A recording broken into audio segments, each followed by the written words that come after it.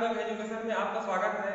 आज पढ़ने जा रहे हैं बीएड अंतिम वर्ष के अंतर्गत विषय है ज्ञान पाठ्यचर्या, है ना। इनके अंतर्गत विषय है हमारा। आज जो टॉपिक पढ़ने जा रहे हैं वह मिश्रित पाठ्यचर्या। इसके पहले हमने उदारवादी पाठ्यचर्या और व्यावसायिक पाठ्यचर्या के बारे में हमने पढ़ा, दोनों के बारे में जाना, और दोनों के बारे में जानने के बाद हमें कुछ कुछ उनके अंदर अच्छाइयाँ थी, कुछ सीमाएं थी। उन सीमाओं को जानने के बाद पता चला कि इन दोनों पाठ्यचर्या को समेकित रूप में मिश्रित पाठ्यचर्या की आवश्यकता हमें महसूस हुई। इसलिए हम आज पढ़ने जा रहे हैं मिश्रित पाठ्यचर्या। मिश्रित पाठ्यचर्या वह पाठ्यचर्या है जिसमें उदारवादी और व्यावसायिक पाठ्यचर्या के दोनों रूप मिला जुला है ना।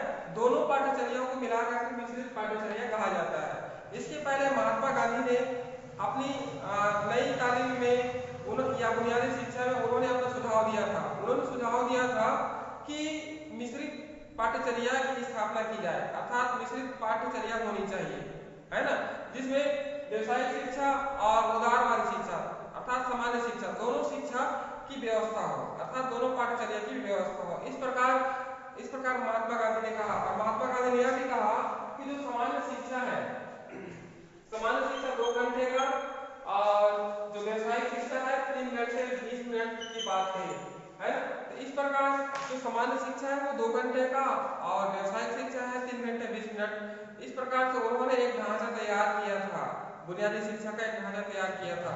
तो वही से संकल्पना और स्पष्ट होती है कि मिश्रित पाठ्यचर्या के माध्यम से हम छात्रों के अंदर उदारवादी और व्यावसायिक दोनों प्रकार की पाठ्यचर्या के माध्यम से हम सामान्य और व्यावसायिक शिक्षा प्रदान करके हम उनके अंदर दोनों गुण विकसित कर सकते हैं।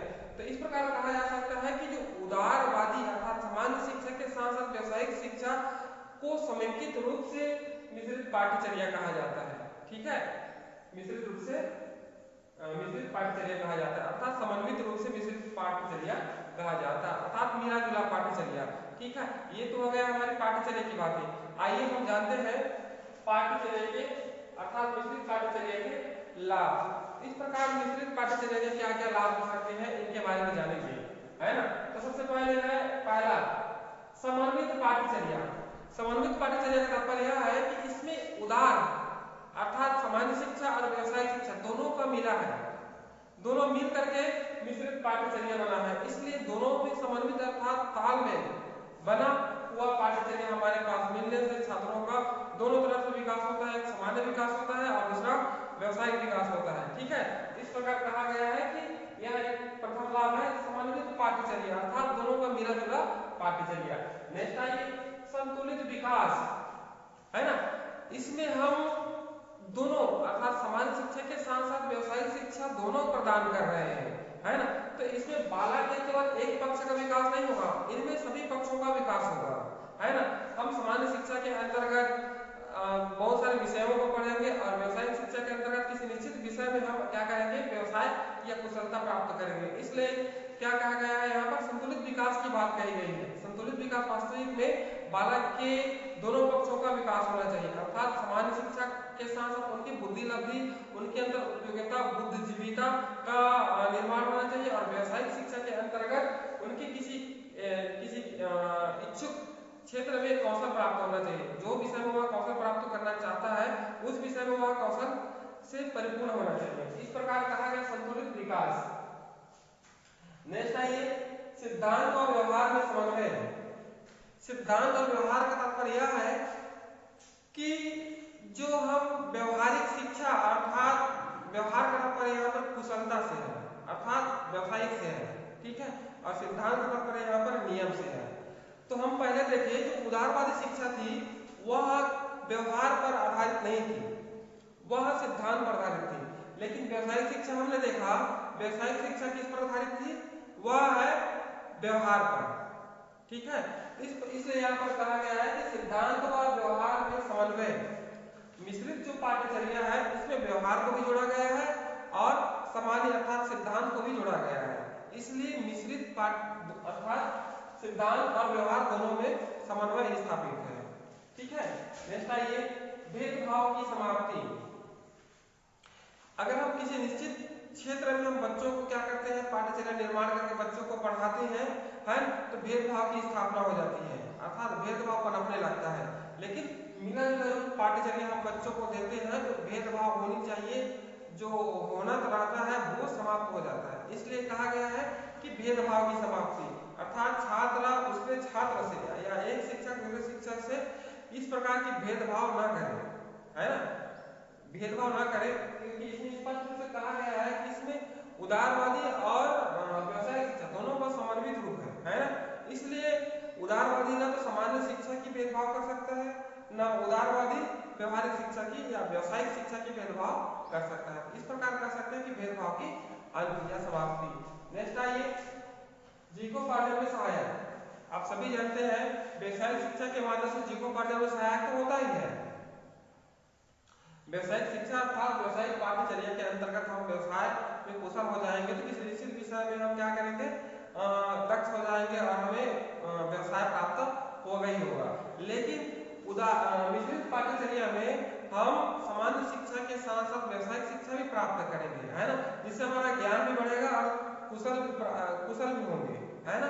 इसलिए हम ज्यादा से ज्यादा हम क्या करेंगे, उस कुशलता अर्थात उस व्यवसाय में हम दक्षता प्राप्त करेंगे और ज्ञान बुद्धि ये सब प्राप्त होगा। इस प्रकार कह सकते हैं कि जीविकोपार्जन में सहायक है। नेक्स्ट आइए, छठवां, उचित अभिप्रेरणा का विकास। आप सभी जानते हैं कि अभिप्रेरणा क्या होता है। अभिप्रेरणा मतलब स्वयं से अभिप्रेरित होना, स्वयं से अभिप्रेरित होना।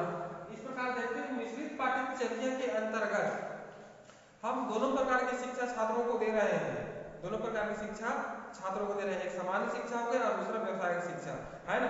सामान्य शिक्षा और व्यवसायिक शिक्षा दोनों की शिक्षा देने के कारण क्या हो रहा है, वह स्वयं अपने आप में मोटिवेट हो रहा है, स्वयं अभिप्रेरित हो रहा है ना। तो इस प्रकार ये हो गया मिश्रित पाठ्यचर्या के लाभ। लेकिन आप जानते ही हैं कि कोई भी पक्ष के मतलब लाभ और हानि होता ही है। तो आइए हम सीमाओं की ओर चलते हैं कि मिश्रित पाठ्यचर्या की क्या क्या सीमाएं हैं, इनको जानने का प्रयास करते हैं। पहला, तालमेल का अभाव। तालमेल का अभाव का तात्पर्य यह है कि जो मिश्रित पाठ्यचर्या के अंतर्गत जो उदारवादी और व्यवसायिक शिक्षा दोनों में तालमेल सही ढंग से नहीं हो जाता है, नहीं हो पाता है। अर्थात कोई ऊपर चला जाता है, कोई नीचे, कोई ऊपर कोई नीचे, अर्थात सही ढंग से तालमेल नहीं हो पाता है। सही ढंग से तालमेल नहीं हो पाने के कारण हम किसी एक पाठ्यचर्या पर निर्भर होना पड़ता है, चाहे वह उदारवादी हो या व्यवसायिक शिक्षा हो। इसलिए तालमेल की कमी दिखाई देती है। नेक्स्ट आइए, योग्य और प्रशिक्षित शिक्षक का अभाव, है ना। आप सभी जानते हैं कि आज के आधुनिक युग में या पहले भी कहा जाए तो योग्य और प्रशिक्षित शिक्षक का अभाव देखने को मिलता है ना। इसीलिए हमारी आज की जो शिक्षा व्यवस्था है वह सही नहीं है ना।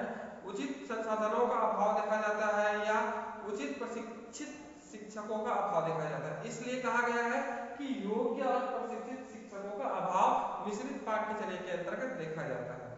नेक्स्ट आइए, संसाधनों का अभाव, है।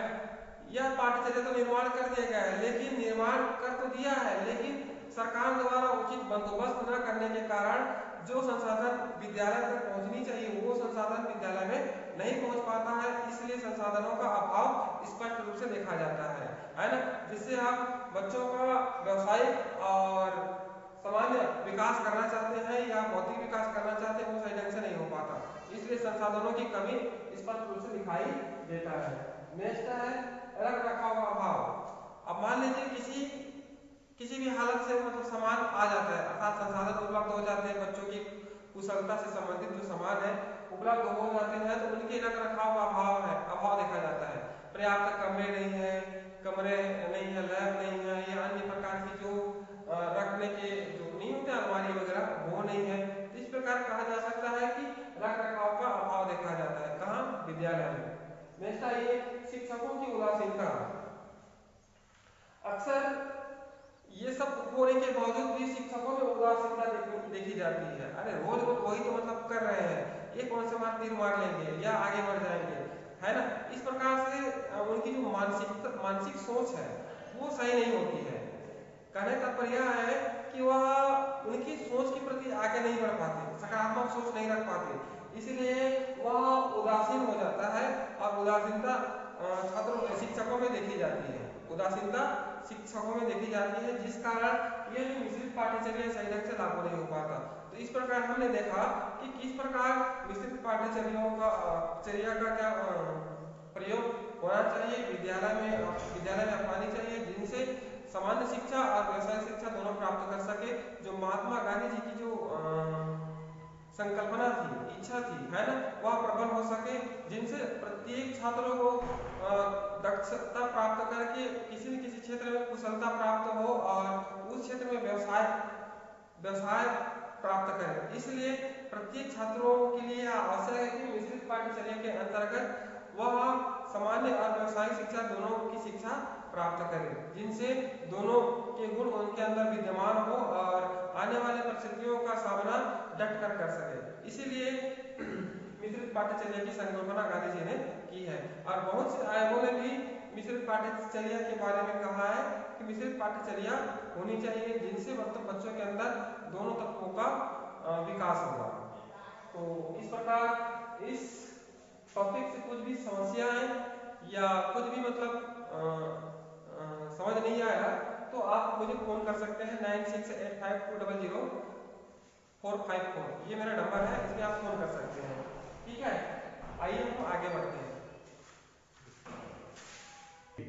आइए चलते हैं पाठ्यचर्या के प्रकार। पाठ्यचर्या के प्रकार के बारे में हमने पिछले वीडियो में जाना कि पाठ्यचर्या के 3 प्रकार हैं, लेकिन इनके अलावा और हमने कुछ और पाठ्यचर्या के प्रकार हैं, उनके बारे में भी हमने चर्चा किए थे। तो आइए चलते हैं पाठ्यचर्या के प्रकार। तो पाठ्यचर्या के प्रकार के अंतर्गत हम पहला देखेंगे विषय केंद्रित पाठ्यचर्या। विषय केंद्रित पाठ्यचर्या अर्थात इसमें कोई विषय को विशेष ध्यान दिया जाता है और विषय को विशेष ध्यान में रखकर पाठ्यचर्या का निर्माण किया जाता है। इसमें बालक की रुचि, क्षमता, योग्यता पर कोई विशेष ध्यान नहीं दिया जाता है कि बालक के अंदर कितनी क्षमता है, योग्यता है, रुचि कितनी है, किन किन गुणों को, बालक के किन गुणों को पाठ्यचर्या में स्थान दिया जाए, यह कदापि स्वीकार नहीं करता है, बल्कि वह विषय को ध्यान में रखकर पाठ्यचर्या का निर्माण किया जाता है और पाठ्यचर्या के निर्माण के द्वारा ही छात्रों के अंदर जो विकास होना है उन विकासों को ध्यान रखा जाता है। तो इस प्रकार यह जो पाठ्यचर्या है केवल विषय पर आधारित होता है ना, विषय और विषय वस्तु पर आधारित होता है। इस प्रकार कह सकते हैं कि विषय केंद्रित जो पाठ्यचर्या है, विषय को केंद्र मानकर और जो अन्य विषय है ना, उनको उनके सहायक विषय मानकर ही पाठ्यचर्या का निर्माण किया जाता है। तो इस प्रकार यह हो गया विषय केंद्रित पाठ्यचर्या। तो आइए हम इसके लाभ के बारे में जानते हैं। तो लाभ पहला, पाठ्य वस्तु के ज्ञान, अर्थात हम पाठ्य वस्तु अर्थात विषय वस्तु है ना, इस प्रकार के पाठ्यचर्या में हम क्या करेंगे, पाठ्य वस्तु को पढ़ेंगे तो पाठ वस्तु के अंतर्गत जो लिखा हुआ है ना, उनके बारे में हमें जानकारी प्राप्त होगी कि वास्तविक में वह क्या कर रहा है, क्या भाव उभर के आ रहा है, इस प्रकार हमें जानकारी प्राप्त होगी। नेक्स्ट है लक्ष्य उद्देश्य पहले से निहित होते हैं, मतलब विषय केंद्रित पाठ्यचर्या की जो लक्ष्य बनाए जाते हैं वो पहले से निहित होते हैं। लक्ष्य और उद्देश्य कि क्या लक्ष्य उद्देश्य होंगे जिनसे बच्चों को कराने होंगे। नेक्स्ट है शिक्षा और समाज की अपनी विचारधाराओं का समावेश, किस प्रकार जो शिक्षा के अंतर्गत जो समाज की क्या विचारधारा है उन विचारधाराओं को पाठ्यचर्या में शामिल किया गया है। कौन सी पाठ्यचर्या में, विषय केंद्रित पाठ्यचर्या में। आइए नेक्स्ट चलते हैं, विषय आपस में संबंधित होते हैं। संबंधित इसलिए होते हैं कि किसी एक विषय को केंद्र मान लिया जाता है। ठीक है, जैसे कि हम सामाजिक विज्ञान के अंतर्गत विषय है, मान के चलिए भूगोल है, राजनीति विज्ञान है, समाज शास्त्र है और अर्थशास्त्र है ना, तो इनमें से किसी एक विषय को केंद्र मान लिया जाएगा। उदाहरण के लिए भूगोल को केंद्र मान करके अन्य विषय है वह सहायक विषय के रूप में क्या करेंगे, उसको पढ़ाएंगे। इस प्रकार कहा गया कि विषय आपस में एक दूसरे से संबंधित होते हैं, है ना, क्योंकि भूगोल का संबंध किससे है, सामाजिक विज्ञान से है ना। इस प्रकार से नेक्स्ट आइए, अध्ययन में सरलता, यह जो विषय केंद्रित पाठ्यचर्या है वह अध्ययन में सरलता है, अर्थात हम सरलता पूर्वक उनका अध्ययन कर सकते हैं। नेक्स्ट आइए, परंपरागत ज्ञान, इसमें कहा गया है कि जो पुराने समय में अर्थात वैदिक शिक्षा के अंतर्गत अर्थात वैदिक काल में जो शिक्षा दी जा रही थी, है ना, उन ज्ञानों को भी इसमें शामिल किया गया है। ठीक है, उन ज्ञानों को शामिल किया गया है ना, और जो परंपरा से चली आ रही कुछ और तथ्यों को इसमें शामिल किया गया। यह भी एक अच्छा उद्देश्य है ताकि जो पहले के जो अच्छे विचार थे उनको ग्रहण कर सके। नेक्स्ट आइए, नवीन तथ्यों की क्रमबद्धता। अब इसमें यह भी कहा गया है कि हम पुराने समय की बातें अर्थात विषय वस्तु को ले ही रहे हैं, साथ में हम आज की जो परिवेश की नवीन तथ्य अर्थात जो नए नए पाठ है उनको भी शामिल इस पाठ्यचर्या में किया गया है। नेक्स्ट आइए, मूल्यांकन में सरलता। विषय केंद्रित पाठ्यचर्या सरल होने के कारण मूल्यांकन में क्या होती है, सरलता होती है। अर्थात जैसे ही छात्रों का परीक्षा होता है तो उसका परीक्षा लेना, उत्तर पुस्तिका चेक करना बहुत सरल होता है, इसलिए कहा गया है मूल्यांकन में सरलता। नेक्स्ट आइए, अब हम आप लाभ के बारे में जान चुके, अब दोष के बारे में जानते हैं कि दोष क्या क्या हो सकते हैं। तो पहला है बालक की रुचि क्षमता योग्यता का अभाव देखा जाता है। सही बात है, यह होना चाहिए कि हम जो पाठ्यचर्या निर्माण कर रहे हैं, है ना, तो हम बालक के लिए निर्माण कर रहे हैं, किसको पढ़ाना है, बालक को पढ़ाना है ना, तो बालक की रुचि क्षमता योग्यता को ध्यान में रखकर पाठ्यचर्या का निर्माण करना चाहिए। लेकिन इसमें क्या कहा गया, विषय को आधार मान करके पाठ्यचर्या का निर्माण किया गया है, इसलिए यह अभाव स्पष्ट रूप से देखा जाता है। नेक्स्ट आइए, रटने पर बल। यह जो पाठ्यचर्या है रटने पर बल देता है, इसलिए बल देता है क्योंकि बालक की रुचि क्षमता उसमें है ही नहीं है ना, अर्थात रट कर वो क्या करेगा, रटेगा, अपने दिमाग में जितना हो सके स्थिर करेगा और पेपर में जाकर के बैठेगा, है ना, मूल्यांकन की प्रक्रिया को पूर्ण करेगा। इस प्रकार कह सकते हैं कि यह पाठ्यचर्या रटने पर बल देता है। नेक्स्ट आइए, पाठ्य पुस्तक की विषय वस्तु अहम, मतलब कहने तात्पर्य है कि इस प्रकार के पाठ्यचर्या में पाठ्य पुस्तक के विषय वस्तु को मुख्य माना जाता है, मेन माना जाता है, बल्कि और अन्य भागों को मेन मानना चाहिए अर्थात मुख्य मानना चाहिए, उनको मतलब समान रूप से क्या करना चाहिए, स्वीकार करना चाहिए, अंगीकृत करना चाहिए। तो इस प्रकार ये तीन सीमाएं हैं अर्थात दोष है, और भी हो सकते हैं और अपने अध्ययन योग्यता के अनुसार और आप बता सकते हैं, है ना। ये हो गया विषय केंद्रित पाठ्यचर्या, अर्थात विषय को मुख्य माना जाता है, न कि बालक की रुचि क्षमता योग्यता को ध्यान दिया जाता है। ठीक है, विषय को मुख्य मान करके क्या किया जाता है, पाठ्यचर्या का निर्माण किया जाता है। ये हो गया आपका विषय केंद्रित। आइए नेक्स्ट चलते हैं, आइए जानते हैं दूसरा है शास्त्रीय पाठ्यचर्या। दूसरा है शास्त्रीय पाठ्यचर्या, इनके बारे में जानें कि शास्त्रीय पाठ्यचर्या क्या है। शास्त्रीय पाठ्यचर्या वास्तविक में विषय केंद्रित पाठ्यचर्या का दूसरा रूप है। विषय केंद्रित पाठ्यचर्या का दूसरा रूप है। इनके अंतर्गत अनेक शास्त्रीय भाषाओं, दर्शनों, ज्योतिष संबंधी विषय शामिल किए जाते हैं, है ना। शास्त्रीय पाठ्यचर्या के अंतर्गत अनेक भाषाएं, शास्त्रीय भाषाएं, दर्शनों, ज्योतिष संबंधी विषयों को शामिल किया जाता है, और इनका मुख्य उद्देश्य यह है कि बालकों के अंदर नैतिक और आध्यात्मिक पक्षों को विकसित करना। आप सभी जानते हैं जब वैदिक कालीन शिक्षा दी जा रही थी तो उस समय बालकों के अंदर नैतिक, चारित्रिक और आध्यात्मिक पक्षों के विकास पर बल दिया जा रहा था। तो इस प्रकार कह सकते हैं कि छात्रों के अंदर नैतिक आध्यात्मिक पक्ष का विकास होता है। तो आइए जानते हैं इसकी विशेषताएं कि किस प्रकार शास्त्रीय पाठ्यचर्या की विशेषताएं हैं। तो पहला है, इसके अंतर्गत छात्रों में नैतिक विकास पर बल दिया जाता है, आध्यात्मिक विकास पर बल दिया जाता है ताकि वह चरित्रवान हो, अच्छे गुण वाला हो, इस प्रकार से। दूसरा, शास्त्र की जानकारी। उस समय बहुत ऐसे शास्त्र थे जिनकी शिक्षा दी जाती थी और उनको शास्त्रार्थ करने के लिए आमंत्रित किया जाता था, है ना, और उसमें पहुंच करके वहां सभा में शास्त्रार्थ करते थे।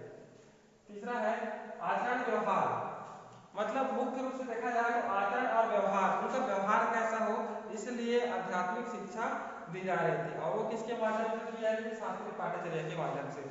यह जो पाठ्यचर्या है वैदिक कालीन शिक्षा में सही था।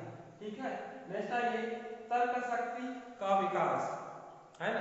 अब इसमें चिंतन, मनन इत्यादि पर भी ध्यान दिया जा रहा था, क्योंकि वो शास्त्रार्थ करने के लिए सभागार में जाते थे, है ना।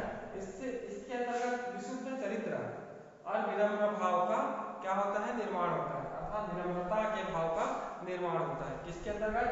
शास्त्रीय पाठचर्या के अंतर्गत, है ना। इस प्रकार से ये हो गई शास्त्रीय पाठचर्या की विशेषताएं। ठीक है, आइए दोष के बारे में चलते हैं कि दोष क्या क्या है ना। इस पाठ्यचर्या के अंतर्गत बच्चों का सर्वांगीण विकास नहीं हो पाता, है ना। केवल नैतिकता, आध्यात्मिकता, आचरण, व्यवहार इसी का विकास हो रहा है।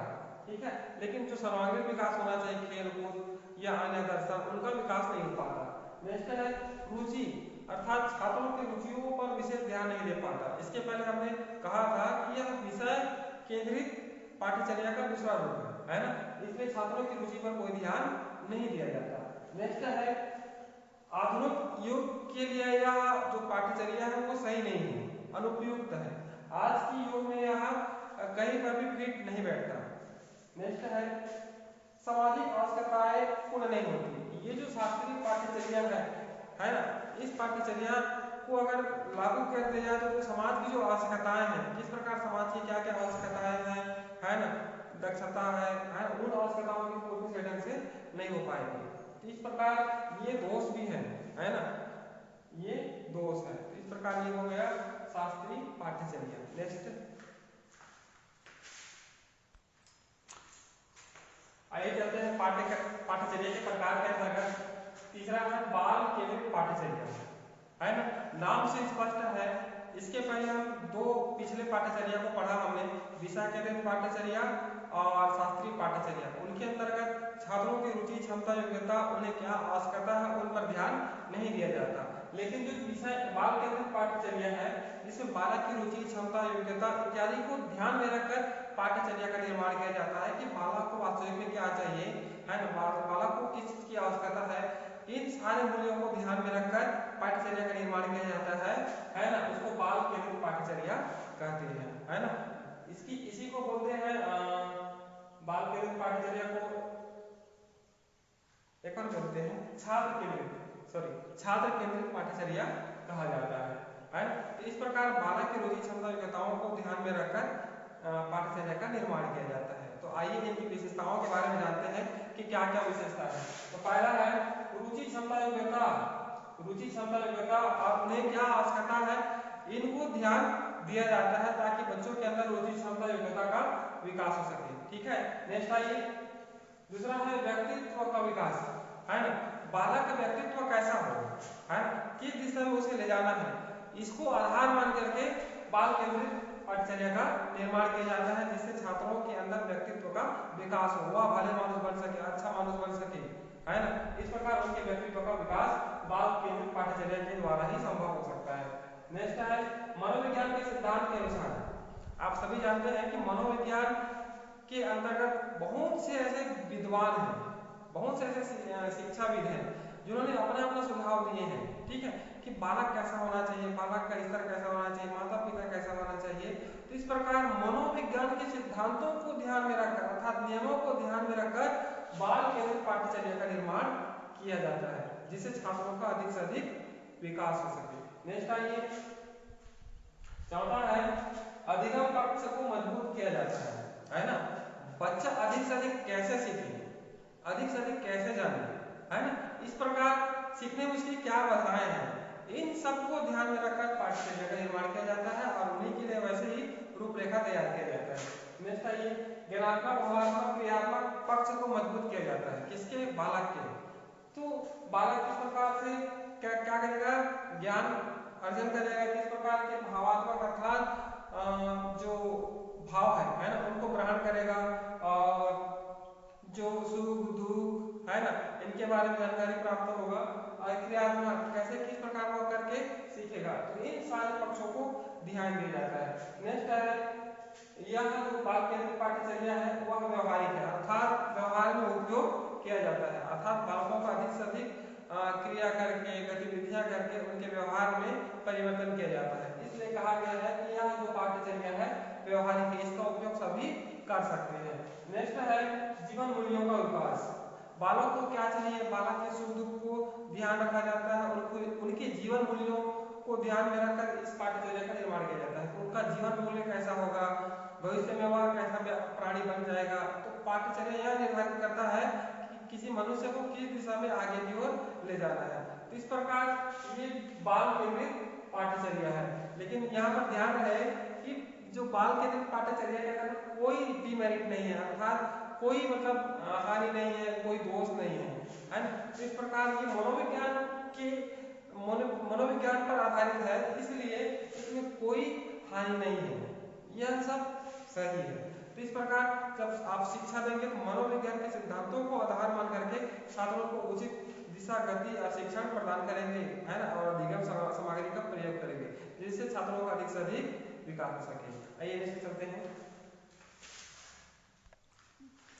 आइए जानते हैं चौथा के अंतर्गत यह कहा गया है कि जीवन आधारित पाठ्यचर्या ऐसी हो या ऐसे पाठ्यचर्या का निर्माण किया जाना चाहिए जिसमें मानव की रोटी, कपड़ा और मकान की आवश्यकताओं की पूर्ति हो।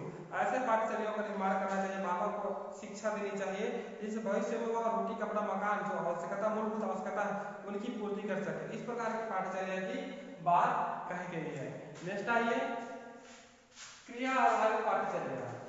क्रिया आधारित पाठ्यचर्या के तात्पर्य यह है कि पाठ्यचर्या निर्माण ऐसा हो या पाठ्यचर्या बालक की क्रिया को आधार मान करके, उनकी रुचि, क्षमता, योग्यता को आधार मान करके, है ना, रुचि और योग्यता को आधार मान करके पाठ्यचर्या का निर्माण करनी चाहिए, जिनसे छात्र अधिक से अधिक क्रिया करके अर्थात स्वयं करके सीख सके।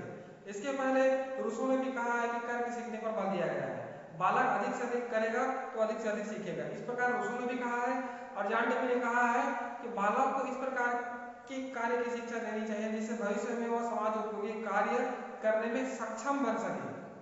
बालक को इस प्रकार से कार्य करने की शिक्षा देनी चाहिए कि भविष्य में वह समाज उपयोगी कार्य करने के लिए सक्षम बन सके। इस प्रकार जॉन डेवी ने कहा है।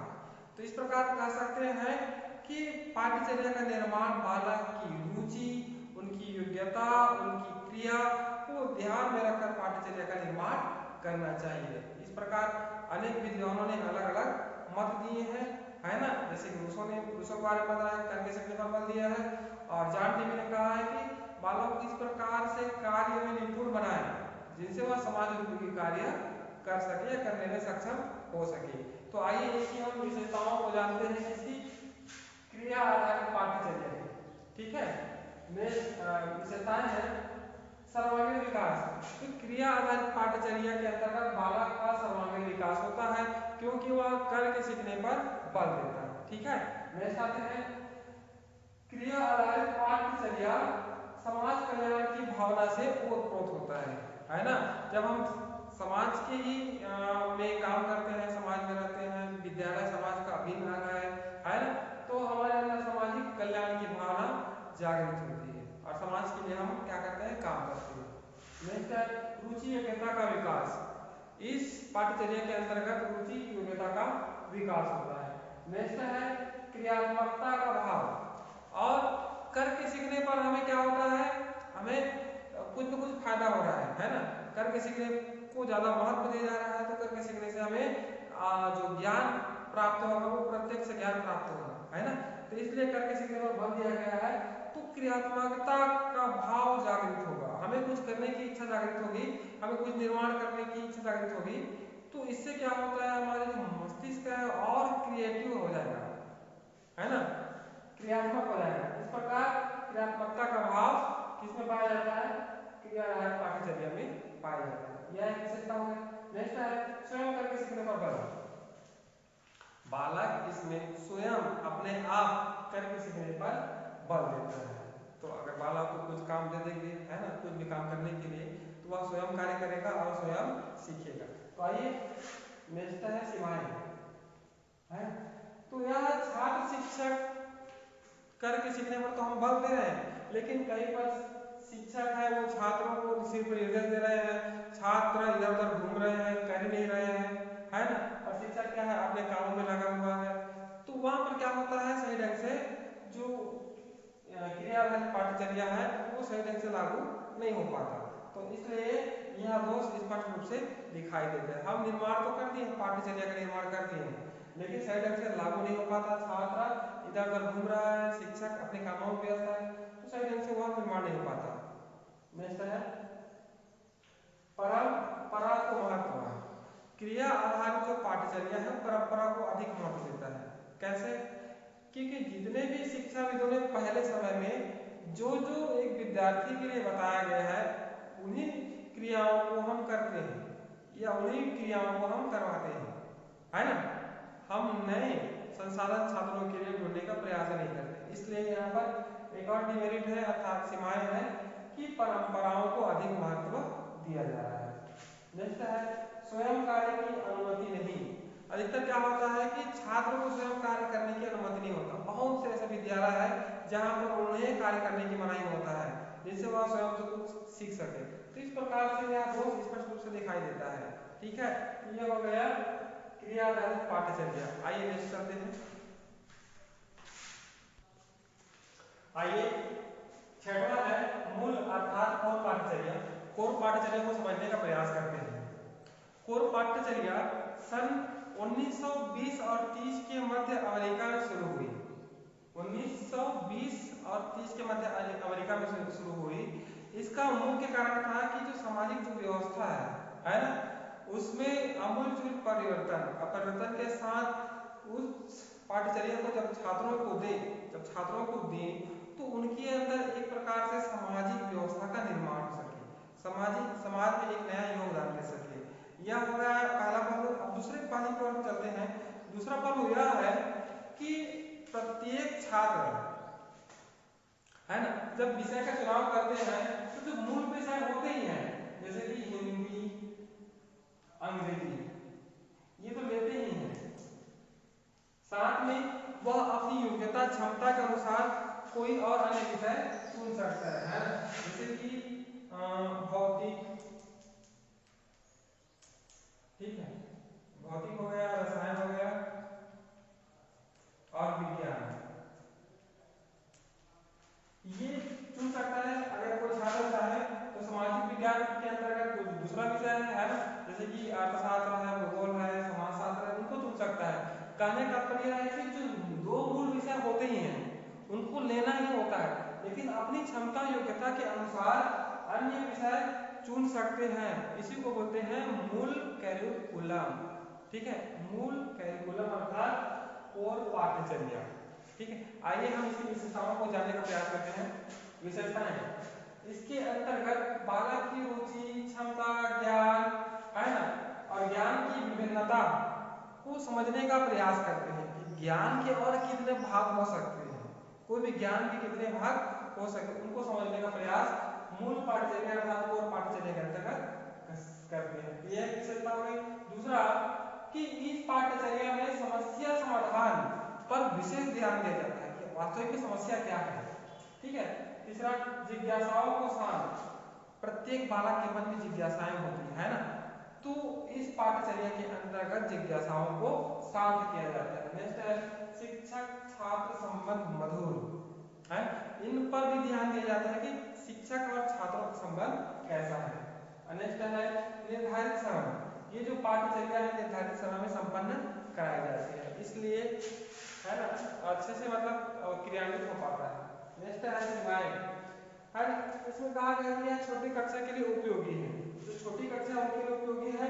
और कार्यभार के अंतर्गत कहा गया है कि इसमें शिक्षकों को कार्यभार ज्यादा कार्यभार पड़ता है। ठीक है, और क्रियान्वयन में कमी, अर्थात कहने का मतलब यह है कि इसको सही ढंग से हम क्रियान्वित नहीं कर पाते, जो करना रहता है सही ढंग से क्रियान्वित नहीं कर पाने के कारण वह सही ढंग से लागू नहीं हो पाता। तो ये हो गया कोर पाठ्यचर्या। आते हैं नेक्स्ट छिपा अर्थात अदृश्य पाठ्यचर्या, इसी को अंग्रेजी में बोलते हैं हिडन कैरिकुलम। हिडन कैरिकुलम अर्थात छिपा पाठ्यक्रम, अदृश्य पाठ्यचर्या, इस प्रकार से कहा जाता है। तो यह पाठ्यचर्या कक्षा में शिक्षकों द्वारा प्रत्यक्ष रूप से नहीं बताई जाती या नहीं पढ़ाई जाती, बल्कि अन्य पाठ्यचर्या के क्रियान्वयन से संबंध होता है। यहाँ पर कहा गया है कि अन्य पाठ्यचर्या के क्रियान्वयन अर्थात अन्य पाठ्यचर्या जब चलाई जा रही होती है उसी समय उस पाठ्यचर्या के बारे में चर्चा की जाती है, लेकिन वह छिपा रहता है ना, वह अदृश्य रहता है। जैसे कि हम सामाजिक विज्ञान विषय पढ़ा रहे हैं, मान लीजिए हम सामाजिक विज्ञान विषय पढ़ा रहे हैं, उस पर मुख्यमंत्री के बारे में बता रहे हैं, मुख्यमंत्री के बारे में छात्रों को बता रहे हैं कि मुख्यमंत्री क्या है ना, इनके क्या क्या होते हैं। तो हम छिपा पाठ्यक्रम के अंतर्गत मुख्यमंत्री की सत्ता है ना के बारे में भी बता सकते हैं, बताते हैं। तो यही कहलाता है छिपा पाठ्यक्रम। कहने का तात्पर्य है कि जो पाठ्यक्रम हमारे जो पाठ्यचर्या हमारे सिलेबस में है ही नहीं, हमारे जो रूपरेखा में है नहीं, कोर्स में है नहीं, हम उस पाठ्यचर्या को इस पाठ्यचर्या के अंतर्गत क्या करते हैं, क्रियान्वित करते हैं। अर्थात जो बाहरी जो टॉपिक है, बाहरी जो शब्द है ना, उनको इसमें क्या करते हैं, लागू करते हैं। उसी को बोलते हैं छिपा पाठ्यचर्या या अदृश्य कैरिकुलम।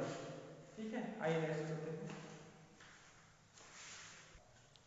आइए जानते हैं और पाठ्यचर्या के प्रकार है। 8वां है अनुभव आधारित पाठ्यचर्या, अर्थात ऐसी पाठ्यचर्या जो छात्रों को अधिक से अधिक अनुभव प्राप्त हो सके, है ना, पाठ्यचर्या के माध्यम से अधिक अनुभव प्राप्त हो सके, उन विषयों को पाठ्यचर्या में शामिल किया जाए जिनसे अनुभव अधिक से अधिक प्राप्त हो सके और छात्र अनुभव करके सीखे। ठीक है, जैसे कि कोई मिस्त्री का काम कर रहे हैं तो काम करते करते क्या हो जाएगा, उनको अनुभव हो जाएगा। तो इस प्रकार की जो पाठ्यचर्या है उसको अनुभव आधारित पाठ्यचर्या कहते हैं। नेक्स्ट है व्यवसाय आधारित पाठ्यचर्या। नाम से स्पष्ट है ना, ऐसी पाठ्यचर्या जो व्यवसाय पर आधारित हो उसको व्यवसाय आधारित पाठ्यचर्या कहते हैं। देखते हैं शिक्षक का व्यवसाय, इसके लिए क्या करना पड़ता है, बीएड करना पड़ता है। डॉक्टर का व्यवसाय, इसके लिए क्या करना पड़ता है, एमबीबीएस करना पड़ता है। कोई भी कारीगर है ना, तो इसके लिए आईटीआई प्रशिक्षण केंद्र है या मिनी आईटीआई प्रशिक्षण केंद्र है जहाँ पर विशेष कारीगर पैदा होते हैं। पुलिस के लिए नहीं, इसके लिए है ना। तो इस प्रकार और अनेक ऐसे और व्यवसाय है, व्यवसाय पर पाठ्यचर्या निर्धारित होते हैं जिनमें बालक के अंदर व्यवसायिक गुण क्या किया जाता है, डाला जाता है, प्रदान किया जाता है। तो इस प्रकार की पाठ्यचर्या को व्यवसाय आधारित पाठ्यचर्या कहते हैं। नेक्स्ट आइए समस्या आधारित पाठ्यचर्या, है ना। कहने का तात्पर्य है कि ऐसे पाठ्यचर्या का निर्माण किया जाता है जिसके अंतर्गत बालक की समस्या को देखा जाता है, उनकी क्षमता वगैरह को नहीं देखा जाता, उनके अंदर कितनी क्षमता है, योग्यता है, इनको नहीं देखा जाता, केवल समस्या क्या है, क्या समस्या है जिनके अंतर्गत वो सीख नहीं पा रहा है, उन समस्या को देखा जाता है और समस्या को देखकर बालक की समस्या का निराकरण किया जाता है। यह हो गया समस्या आधारित पाठ्यचर्या। इस प्रकार के पाठ्यचर्या का भी निर्माण किया गया। तो सबसे पहले अमेरिका और ब्रिटेन में हुआ इसका निर्माण समस्या आधारित पाठ्यचर्या का। नेक्स्ट है एकीकृत पाठ्यचर्या। एकीकृत पाठ्यचर्या का तात्पर्य है कि एक ही सारे विषयों को एक ही में जोड़ दिया जाए, सारे विषयों को एक ही में जोड़ दिया जाए। जैसे कि पहली, दूसरी, तीसरी, चौथी की जो पुस्तक होती है ना, तो सभी विषयों को एक में जोड़ दिया जाता है। अब थोड़ा सा और देखते हैं हम, जैसे आज के जमाने में 10वीं कक्षा में ना, 10वीं कक्षा में विज्ञान में क्या क्या रहता है, रसायन के भी आता है, भौतिक के भी आता है, ठीक है, विज्ञान के भी रहता है और कृषि के भी रहता है। अर्थात क्या होता है, सारे विषयों को एक में जोड़ दिया जाता है। जैसे ही हम 11वीं पढ़ते हैं तो यह सारे विषय क्या हो जाते हैं, अलग अलग हो जाते हैं। तो इस प्रकार का जो पाठ्यचर्या निर्माण किया जाता है उसको एकीकृत पाठ्यचर्या कहते हैं। कौन सी पाठ्यचर्या कहते हैं, एकीकृत पाठ्यचर्या। इस प्रकार हम 10-11 एक और पाठ्यचर्या है मुक्त पाठ्यचर्या। मुक्त पाठ्यचर्या के अंतर्गत छात्रों को स्वतंत्र रूप से छोड़ दिया जाता है ना, और वह स्वयं अध्ययन करके पाठ्यचर्या को क्या करते हैं, पूरा करते हैं, या जो विषय होते हैं उनको पूर्ण करते हैं। आप नाम सुने होंगे शांति निकेतन, जिनकी स्थापना रविंद्रनाथ टैगोर ने की थी। वहाँ के जो बच्चे हैं, है ना, उनको ऐसे ही कुछ कार्य दे दिया जाता है ना, और मुक्त ढंग से वो क्या करते हैं, पाठ्यचर्या को पूरा करते हैं। इस प्रकार यह हो गया मुक्त पाठ्यचर्या। तो इस प्रकार हमने 10-11 पाठ्यचर्या के प्रकार को जाने कि पाठ्यचर्या इनके क्या क्या उद्देश्य है, क्या क्या लाभ है, क्या क्या सीमाएं हैं। कुछ पाठचर्या ऐसे हैं जिनकी कोई सीमाएं नहीं है, कोई लाभ नहीं है। वैसे तो होते ही हैं लाभ वगैरह, है ना, तो आप अपने अनुसार उनके अंदर लाभ और हानि लिख सकते हैं। ठीक है, धन्यवाद, जय हिंद।